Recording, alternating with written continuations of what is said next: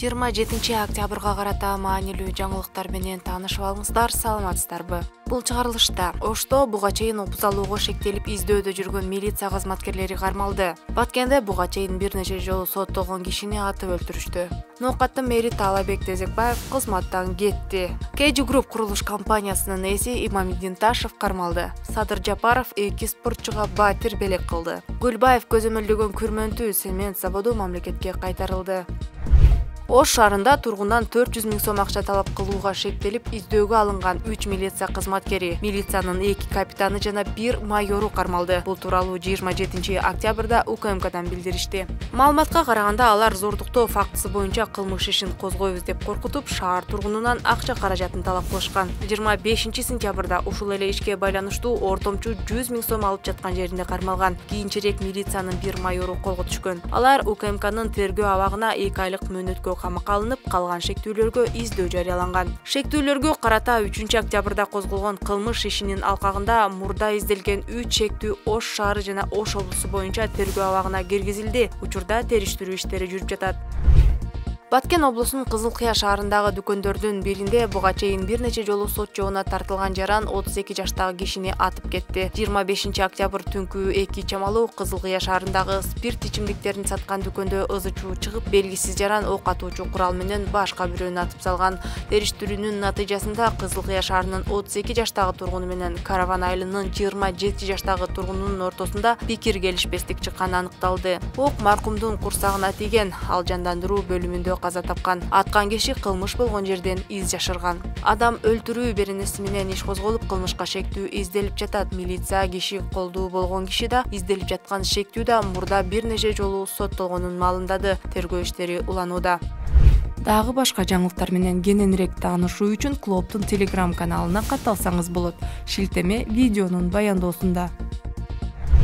Ош облусундагы Ноокат шаарынын мэри Таалайбек Тезекбаев өз каалоосу менен кызматтан кетти. Маалыматты клубко 27 октябрда Ноокат районунун акими Данияр Иманалиев тастыктады. Тезекбаев кызматтан бошотуу тууралуу арызын 23 октябрда жазган. Буйрукка 25 октябрда кол коюлду. Буга чейинки мэр Улан Турганбаев 18 апрелде өз арызы менен кызматтан кетип, ордуна Тезекбаев дайындалган. Тезекбаев ага чейин Кара Суу районунун Шарк айыл өкмөтүнүн башчысы болуп иштеген. Улуттук коопсуздук мамлекеттик комитети 27 октябрда KG Group курулуш компаниясынын негиздөөчүсү Имамиддин Ташев кармалганын билдирди. Ал Бишкек ШИИБинин убактылуу кармоочу жайына киргизилди. Атайын кызматтын маалыматына ылайык, Ташевдин компаниясы 280 орундуу бала бакча салынат деп алган муниципалдык жерге үй курган. Коопсуздук комитетинен билдиришкендей, Бишкек башкы архитектура жана кадастр мамлекеттик мекемесинин жооптуу жана кызмат адамдары мыйзамсыз киреше алуу максатында курулуш компаниянын жетекчилиги менен өз ара келишип алган. Белгиленген мыйзамсыз аракеттердин натыйжасында курулуш компания мыйзамсыз түрдө 2 көп кабаттуу үй куруп, аны сатып жиберген. Бишкек шаарынын жакынкы райондарынын жашоочулары шаарда жетишсиз болгон бала бакчадан ажыратылган деп айтылат УКМКнын маалыматында. Атайын кызматтын маалыматына ылайык, анын кесепетинен мамлекетке 52 миллион сом зыян келтирилген. Азырынча аны компания кайтарып бере элек. УКМК кылмыштарга тиешеси бар башка кызмат адамдарын жана башка адамдарды аныктоо боюнча тергөө иштерин жүргүзүп жатат.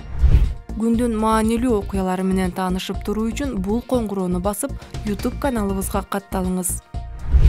Президент Садыр Жапаров спортчулар Нурдин Рустамбек уулу жана Амантур Исмаиловго батирдин ачкычын тапшырды. Нурадин Рустамбек уулу боксчу жана жаштар арасында Азиянын 2 жолку чемпиону. Ал эми Амантур Исмаилов грек-рим стилиндеги спортчу жана дүйнө чемпионатынын коло байгесинин ээси. Жалал Абад шаарындагы Курманбек стадионунда шаар күнүнө арналган салтанаттуу иш-чаранын жүрүшүндө Жапаров спортчулардын талыкпаган эмгегин баалоо, колдоо, мелдештерде жеңишке жетүү, жаштарды спортко тартууну пропагандалоо максатында жасалып жатканын белгилеген. УКМК күрмөнтүү цемент заводу мамлекеттин менчигине кайтарылганын билдирди.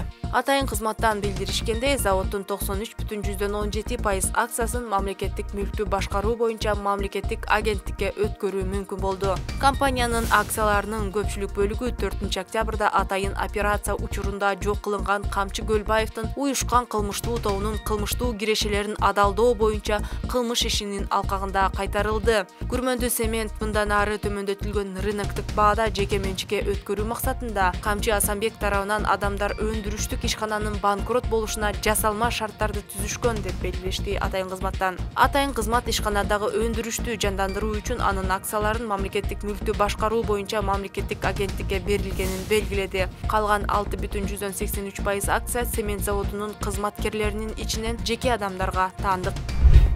Эгер бизди көрүп жаткан болсоңуз, лайк басууну унутпаңыз.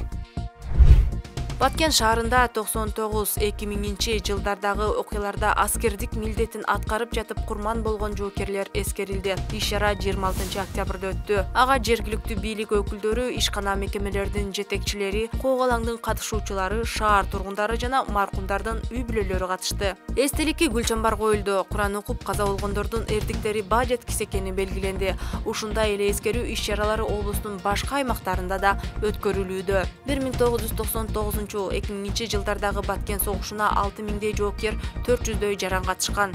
Жыл сайын 26 октябрда Баткен окуясында курман болгон жоокерлер эскерилип келет. 1999-2000 жылдарда Өзбекстан ислам кыймылынын террордук согушкерлери менен Кыргызстандын аскерлери кагылышып, 53 адам курман болгон, 130дан ашык адам жарат алган. Баткен согушунан кийин гана Баткен облусу Ош облусунан бөлүнүп, өзүнчө аймак болуп түзүлгөн.